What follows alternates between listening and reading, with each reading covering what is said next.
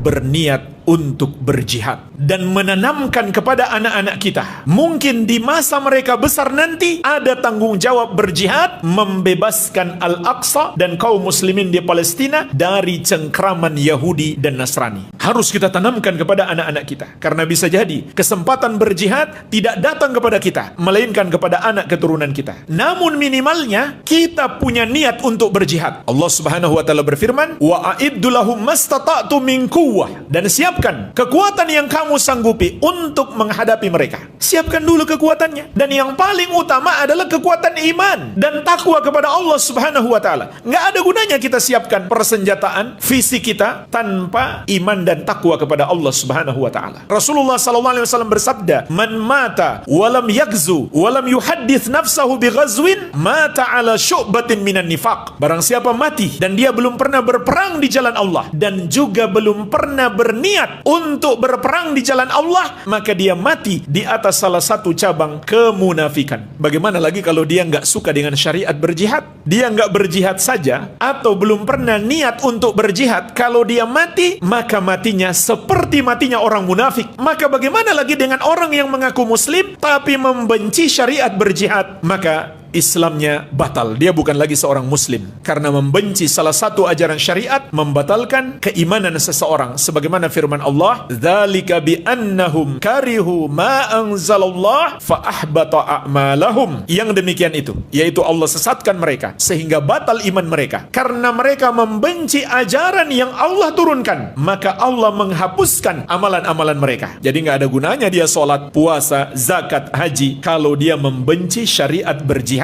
Allah Subhanahu wa taala akan menghapuskan amalan-amalannya. Tapi ingat jemaah sekalian, jihad dalam Islam nggak boleh hanya bermodal semangat, harus dengan ilmu. Di antara ilmu yang kita bahas di sini, yang berhak memutuskan kapan berjihad adalah ulil amri, yang mencakup pemerintah, ulama, para ahli di bidangnya, para ahli militer dari kalangan orang-orang yang beriman, yang mengerti strategi perang. Nggak sembarang berjihad. Ada aturan dalam syariat. Dalam surat An-Nisa ayat ke-83, "Wa idza ja'ahum amru minal amni awil khaufi adza'u bih." Maka apabila datang kepada mereka perkara tentang keamanan dan ketakutan, mereka langsung menyebarkannya. Walau radduhu ila rasul wa ila ulil amri minhum. Andai urusan itu mereka kembalikan kepada Rasul, yaitu ketika beliau masih hidup, dikembalikan pada diri beliau. Beliau yang memutuskan kapan harus berjihad, dan ketika beliau sudah wafat, kita kembalikan kepada syariat beliau dan kepada ulil amri dari kalangan mereka. Kata Syekh As-Sa'di rahimahullah, maksud ulil amri di sini mencakup pemerintah yang memutuskan, yang menggerakkan pasukan, dan ulama yang memberi fatwa, dan para ahli di bidangnya. Kalau dalam jihad berarti ahli militer, ahli strategi perang, yang mampu menghitung sebesar apa kekuatan musuh, sebesar apa kekuatan kita, yang mampu melihat potensi kemenangan dan kekalahan. Gak sembarang orang bisa berbicara. La'alimahul ladzina yastambitunahu minhum. Maka orang yang ingin mencari kebenaran akan mendapatkan kebenaran itu